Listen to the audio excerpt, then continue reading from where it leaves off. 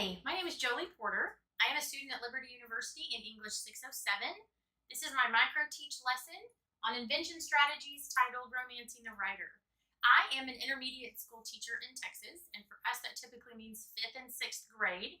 So that's my target audience today, those teachers that teach that middle school grade level. However, every strategy that I teach today, that I show you, can be tweaked for younger students, for older students, based on the experience of the writer.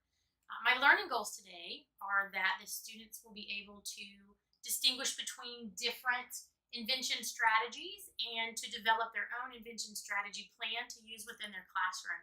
So you may be asking yourself, what exactly are invention strategies? If you've ever taught writing, or if you've ever taught students to write, you know that they suffer from the dreaded blank paper syndrome, where they absolutely freeze up at the sight of a piece of blank paper because they don't know what to say, they don't know what to write, they don't think that they have anything worth writing or anything of value to say. And invention strategies are just an easy way to get kids to take those ideas from here and get them onto paper. So one of the great things about these strategies is that they are not graded on conventions or anything in particular. It's just a thinking process for these kids. And so I'm going to share with you several different methods that I like to use in my own classroom. Maybe you would like to use in yours. So the first one I would like to share today is a simple one called journaling. And there are so many different varieties and styles of journals that can be used within the classroom. So I'm just going to share a couple of those with you today. My kids use just a simple composition notebook throughout the year, and we add to it in various ways. One of the first ways that we use our journals, we use it as a response to literature. So if we're reading a chapter book, or if we're reading an article, or anything nonfiction, fiction, it doesn't matter. We do what's called a double entry or a dialectical journal, where we have 2 columns, and they have expectations on the side that are given by the teacher, predictions, key terms they need to discuss, or if they come across anything that really just sticks out, quotes from the book that they like to discuss. And then on the second column, it's their responses to those things that they find from the literature. And it kind of gives them an opportunity to make connections, whether it's text to self, text to world, or text to text connections that they can write over here. And later they can go back and they can choose a topic based on anything from the literature that they've read. A second way that we do journaling is just as a research journal. So this is an example of notes that would have been taken on a Civil War project that we've done in my class before. They collect important information. And again, this is just an opportunity. This is great for nonfiction. Obviously, it's research. Science topics, social studies topics, anything like that. And again, they can come back later and have this collection of information to use to begin organizing their thoughts for a paper that's coming up. And then the last, of course, is probably the most popular that's used in the 5th and 6th grade. And it's just a personal journal where some of the topics are self-selected. Kids can come in and write about topics that are important to them. They can come up with their own fiction stories. They can tell about important events in their life. And then later, they've got this collection again of things they may want to develop and turn into something a little longer, turn into a writing, something that can be graded. So that is journaling. So for my second invention strategy that I would like to share with you today, it's called clustering.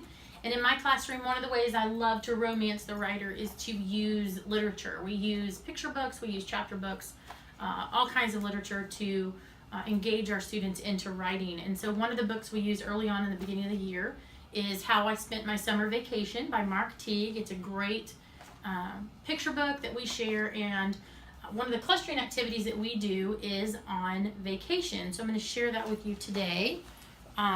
Clustering is just a very simple activity that begins with just a word, a quote, an idea in the center of the page, and it is circled. And what students will do is begin to, generally we spend about 2 to 3 minutes on this invention strategy, and it's just a way for them to make some connections and associations with words. Once you begin, students will begin to make a connection, and they will branch out their cluster. So for vacation, I put New York City, and from there, my mind starts to think of all the things that I did in New York City, and from there, just continue to connect the things that are associated with each other through these series of clusters. And by the time I'm finished, by the time I've written for 2 or 3 minutes, and the students as well, I should have a pretty great bank of ideas to be able to begin a writing process. And usually within 2 or 3 minutes, students have a really good starting off point, and they get to that aha moment and know what it is exactly they want to say. Okay, for my last and final invention strategy that I would like to share with you today, it's called visual mapping, and obviously by the name, it really speaks to those kids who are visual learners and who enjoy the visual aspect, and who sometimes writing can be really difficult for them because that might not be their preferred learning style that they enjoy to learn by. But visual mapping is just an easy way to basically create a bank of ideas that you can refer back to later during the school year. So when you have those moments of, I don't have anything to say, or writer's block, or they just can't come up with anything, we can refer back to our visual maps that we keep in our portfolio, and they have a plethora of ideas that they can begin topics with. So I'm going to share with you one that's a favorite in my class. My kids love to do it. This is called blueprinting, and what we do is we begin with finding a special place. Most students begin with their own personal home, but grandparents' homes, places that they've traveled. We start out with designing the bird's eye view of our home, our blueprint of our home. It obviously does not have to be an exact replica of it. We just want each of the rooms in that home. This is my childhood home growing up, and I included, if you can see, included the yard and things around it. And these are important places for me. And so we spend a few minutes drawing the design of the blueprint, and then we go back and write the name of those important rooms, what we called them, what we call them today.